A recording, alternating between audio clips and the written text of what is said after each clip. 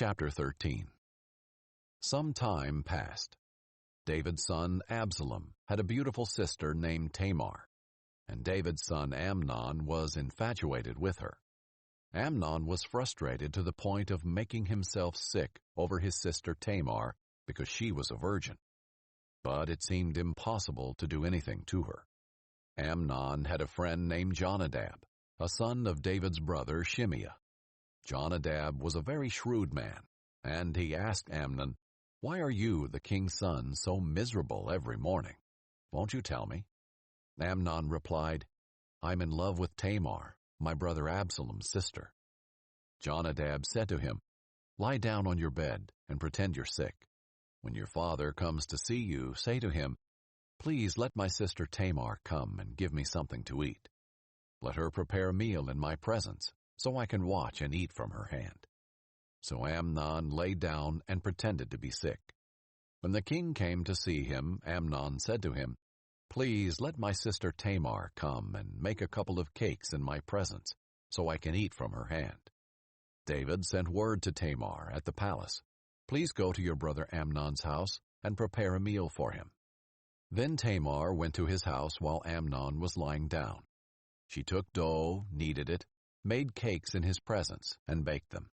She brought the pan and set it down in front of him, but he refused to eat. Amnon said, "Everyone leave me," and everyone left him. "Bring the meal to the bedroom," Amnon told Tamar, "so I can eat from your hand." Tamar took the cakes she had made and went to her brother Amnon's bedroom. When she brought them to him to eat, he grabbed her and said, "Come, sleep with me, my sister." "Don't, my brother," she cried. "Don't disgrace me, for such a thing should never be done in Israel. Don't commit this outrage. Where could I ever go with my humiliation? And you would be like one of the outrageous fools in Israel. Please, speak to the king, for he won't keep me from you." But he refused to listen to her, and because he was stronger than she was, he disgraced her by raping her. So Amnon hated Tamar with such intensity that the hatred he hated her with was greater than the love he had loved her with. "Get out of here," he said. "No," she cried. "Sending me away is much worse than the great wrong you've already done to me." But he refused to listen to her. Instead, he called to the servant who waited on him, "Get this away from me, throw her out, and bolt the door behind her." Amnon's servant threw her out and bolted the door behind her. Now Tamar was wearing a long-sleeved robe, because this is what the king's virgin daughters wore. Tamar put ashes on her head and tore the long-sleeved garment she was wearing. She put her hand on her head and went away crying out. Her brother Absalom said to her, "Has your brother Amnon been with you? Be quiet for now, my sister. He is your brother. Don't take this thing to heart."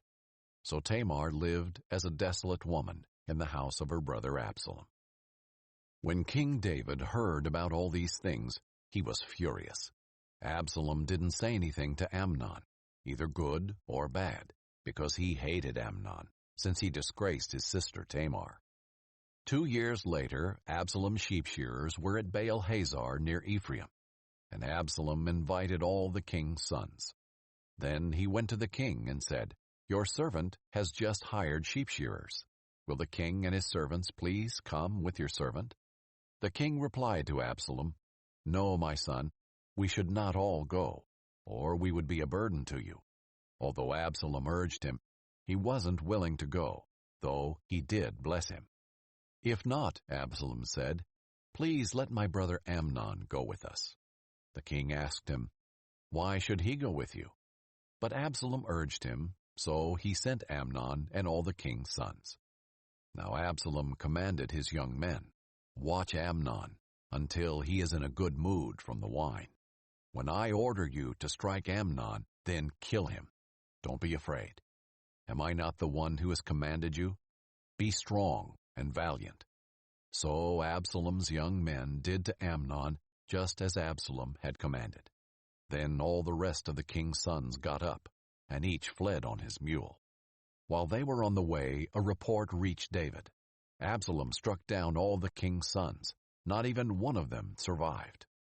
In response, the king stood up, tore his clothes, and lay down on the ground, and all his servants stood by with their clothes torn.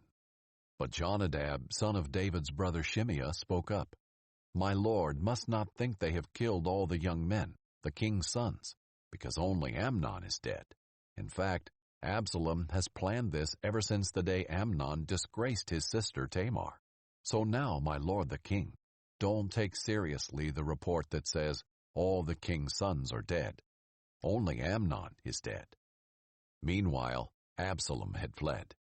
When the young man who was standing watch looked up, there were many people coming from the road west of him, from the side of the mountain. Jonadab said to the king, "Look, the king's sons have come. It's exactly like your servant said." Just as he finished speaking, the king's sons entered and wept loudly. Then the king and all his servants also wept very bitterly.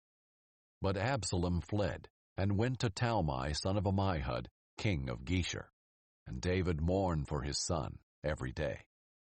After Absalom had fled to Geshur and had been there 3 years, King David longed to go to Absalom, for David had finished grieving over Amnon's death.